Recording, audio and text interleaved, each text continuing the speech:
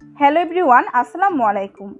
মেরিনস কিচেনের আরও একটি মজাদার এবং ইন্টারেস্টিং রেসিপি দেখার জন্য আমি মেরিন আপনাদের সবাইকে সুস্বাগতম জানাচ্ছি।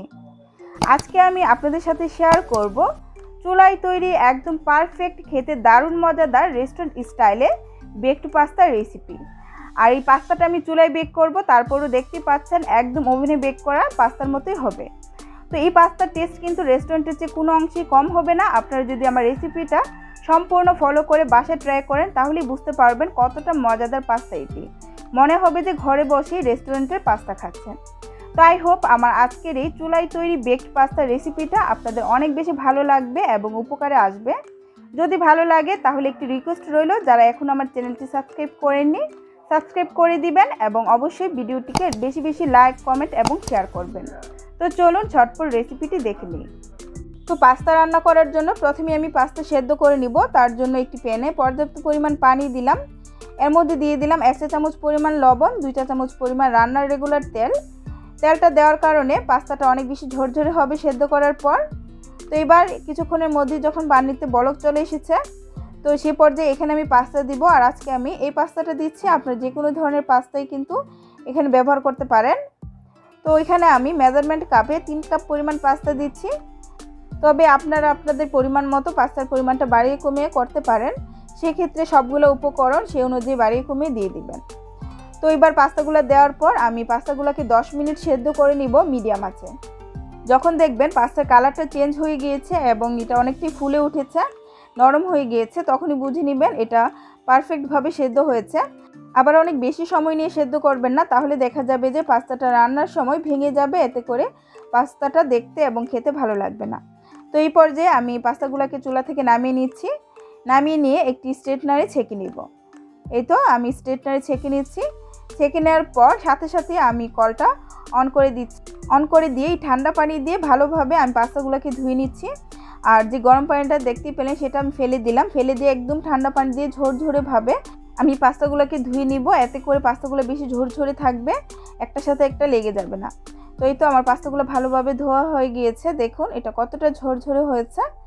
তো এই পর্যায়ে আমি আরও একটি কাজ করব, সেটা হচ্ছে পাস্তার উপরে 1 চা চামচের মতো রান্নার রেগুলার তেল দিয়ে দিব। তেল দিয়ে হাতের মাধ্যমে বেশ ভালোভাবে পাস্তার সাথে লাগিয়ে নিব, সবগুলো ভালোভাবে মিশিয়ে নিব। এর ফলে পাস্তাটা অনেক বেশি ঝরঝরে থাকবে। ঠান্ডা হওয়ার পরেও দেখবেন একটার সাথে একটা লেগে থাকছে না।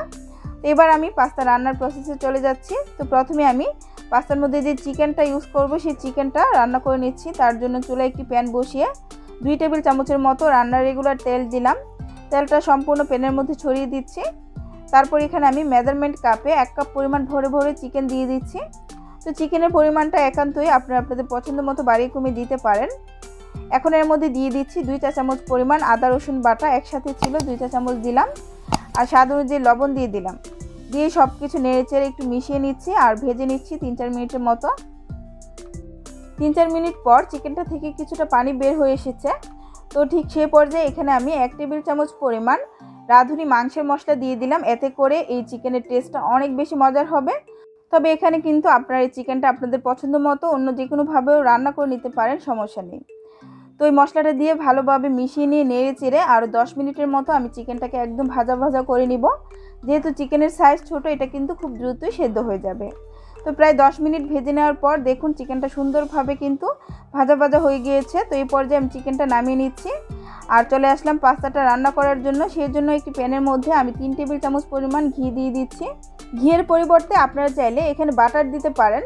তবে আপনারা যদি তেল দিতে চান সেটাও দিতে পারেন, তবে তেল দিয়ে করলে টেস্টটা বেশি ভালো আসে না, ঘি বা বাটার দিয়ে করলেই টেস্টটা বেশি ভালো আসে।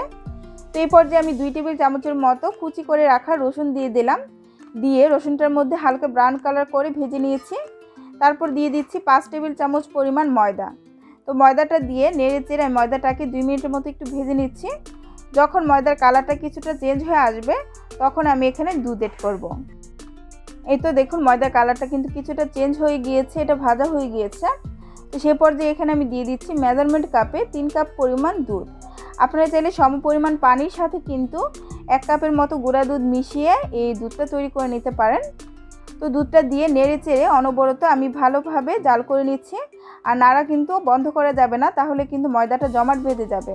তো খুব ভালোভাবে এই কাজটা করতে হবে যাতে করে ময়দার কোনো লাম্পস না থাকে। এই তো কিছুক্ষণের মধ্যেই দেখুন এটা কিন্তু ঘন হয়ে এসেছে। এই তো যখন এরকম ঘন হয়ে আসবে তখন আমি এই পর্যায়ে এর মধ্যে দিয়ে দিচ্ছি টমেটো সস 1/4 কাপ পরিমাণ। সসের পরিমাণটা আপনাদের পছন্দ মতো বাড়িয়ে কমিয়ে দিতে পারেন। গোলমরিচের গুঁড়া দিয়ে দিচ্ছি 1 চা চামচ পরিমাণ। এখন দিয়ে দিচ্ছি এখানে চিলি ফ্লেক্স বা শুকনো মরিচ আমি তাওয়ায় তেলে গুঁড়ো করে দিয়ে দিয়েছি 1 চা চামচ পরিমাণ, আর স্বাদ অনুযায়ী লবণ দিয়ে দিলাম। তো এবার আমি সব কিছু ভালোভাবে মিশিয়ে নিয়ে জাল করে নিব 3 থেকে 4 মিনিটের জন্য লো আঁচে। এখন কিন্তু চুলার আঁচ বাড়িয়ে দেওয়া যাবে না, তাহলে কিন্তু এই সসটা নিচে থেকে লেগে যাবে, এতে করে এই সসের টেস্টটা কিন্তু নষ্ট হয়ে যাবে। তো কিছুক্ষণের মধ্যে দেখুন আমার এই সসটা হয়ে গিয়েছে। তো সেই পর্যায়ে এখানে আমি আগে থেকে সেদ্ধ করে রাখা পাস্তাগুলো দিয়ে দিচ্ছি। আর দেখলেন তো পাস্তাগুলো কতটা ঝরঝরে আছে, একটার সাথে একটা লেগে যায়নি। আর তারপর দিয়ে দিচ্ছি হচ্ছে চিকেন এবং দিয়ে দিচ্ছি 2 থেকে 3 টেবিল চামচ পরিমাণ গ্রেট করে রাখা চিজ।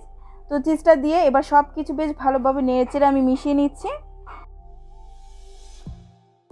মিশিয়ে নেওয়া হয়ে গেলে এখন আমি এখানে দিয়ে দিচ্ছি 1 চা চামচের মতো চিনি। তো চিনির পরিমাণটাও আপনাদের টেস্ট অনুযায়ী বাড়িয়ে কমিয়ে দিবেন।